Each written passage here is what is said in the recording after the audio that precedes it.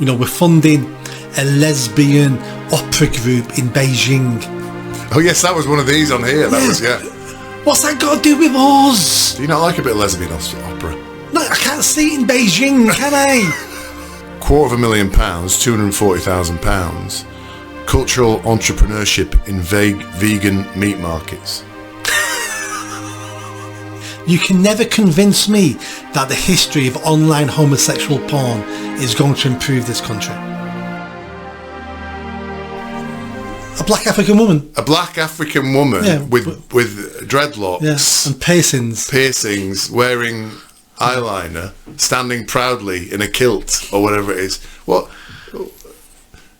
Please tell me there were no black African women looking like that in Renaissance era Scotland. No, there wasn't.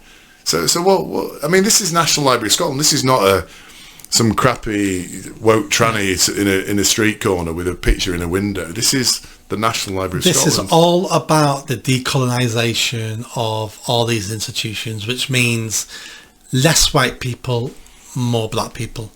So this is about being inclusive and being welcoming and being kind and being compassionate.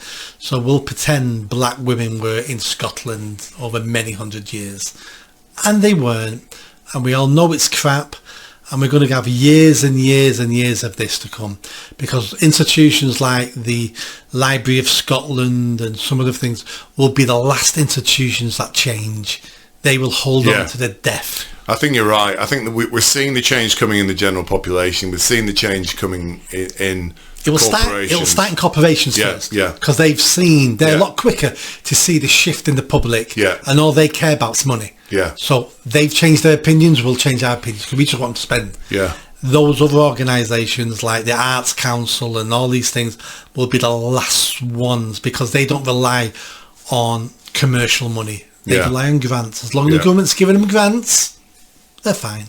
Well, it's interesting you're talking about grants because I did a bit of research on that as well. So did you know there are £6 billion of grants per year from the government to universities to basically, I've called it here just crap. And the department's called UK Research and Innovation. This is what it's called. So they hand out, this department, 6 billion quid to universities. But let me give you an example of how they're handing it out. They gave this year £1.7 million, and I don't know which university it is, so I apologise, for a study into literary decolonisation of Africa between the 1940s and the 1960s.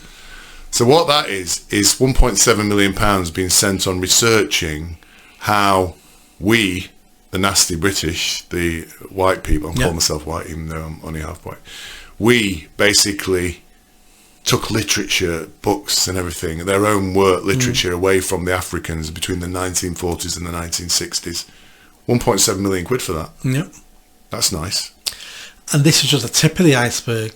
This is how a decent government can change the universities, because they hold $6 billion a year for the universities. They can say to universities, you don't get any of this money if you do this. You don't have free speech on your campus. You don't get these grants. You don't get this. You don't get those grants. Now, some of that $6 billion will be spent really well, such as when the Manchester University invented or discovered graphene. That would have been funded by these sort of grants. So we need government funding R&D, research and development, but for the life of me, I don't know how that piece of work is going to improve my life or your life. Well, perhaps this one will improve your life. Oh, I hope so. £250,000, £240,000. Cultural entrepreneurship in vegan meat markets. You can't. Is that true? That's true. I'm not messing God, about. You got me last time on this Werther's is not the tax on Werther's Originals. This is true. £240,000. Cultural entrepreneurship in vegan meat markets. All this stuff is just woke far left bollocks. That's £250,000. Yeah. And there'll be thousands of those examples. Yeah. There's a woman at the moment who's got an account online, and she researches all this. I forgot the name of the account now. It's something like Woke Watch. I don't think. Yeah, I think I've seen. Yeah, where it's how your money's been spent. Our money's been spent. And she's only talking about taxpayers' money. and she's showing us where our money's going to and all the research, and we're funding a lesbian opera group in Beijing. Oh yes, that was one of these on here. That was, yeah. What's that got to do with us? Do you not like a bit of lesbian opera? No, I can't see it in Beijing, can I? Otherwise you go. Another one where they funded a foreigner who's not even living in the country. I think he's somewhere like, he's Spanish or something. He now lives in Norway, and they gave him £250,000 to research the history of gay porn online. Jesus. This is the British government. British government, university grant. He's not British, and he doesn't even live in Britain.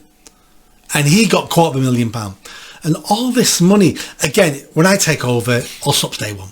Yeah, I mean, I think it has to. I think because we talked about this last week. There's millions of people in this country doing things that don't add any value to anybody anywhere. And we were talking with the mole about this, and his